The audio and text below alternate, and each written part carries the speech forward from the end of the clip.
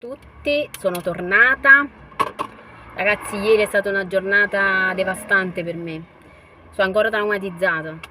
Adesso vi racconto: il mio cellulare è morto, mi ha lasciato all'improvviso.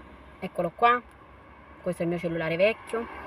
Ho chiamato già le pompe funebri per fare le esequie, per fu funerale. Ragazzi, però adesso ho un cellulare tutto nuovo. Però la cosa devastante, ve lo dico, è stato stare 2 ore e mezza senza cellulare. Ho fatto delle scoperte incredibili. Pensate che sono entrata nel mio ascensore e io non ho scoperto che c'è questo specchio. Non l'hai mai visto? Ragazzi, è un'esperienza da provare, fatelo ogni tanto. State senza cellulari, lasciateli a casa. Vi garantisco che vedrete cose mai viste prima.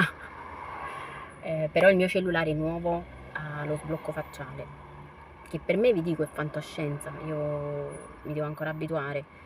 Infatti ieri non riuscivo a sbloccarlo, o quando ho appoggiato la faccia, vi faccio vedere così, praticamente voglio chi non mi ha riconosciuta, ha detto: ma chi sì? Ma che ti sei fatta il filtro? Ha detto: senti bello, chiariamo una cosa, che è l'unico filtro che tengo, è che lui che tengo da lavatrice. Ha detto: allora avrai usato l'intelligenza artificiale. Ha detto: senti, io l'unica intelligenza che conosco è quella napoletana. Ragazzi, comunque domani si parte, si va a Napoli. Vi volevo dire che io sono di Poggioreale, è un quartiere di Napoli. Poi spero di farvi qualche bel video dal mio quartiere, così vi faccio un po' anche conoscere le mie radici. Niente ragazzi, vi aspetto al prossimo video.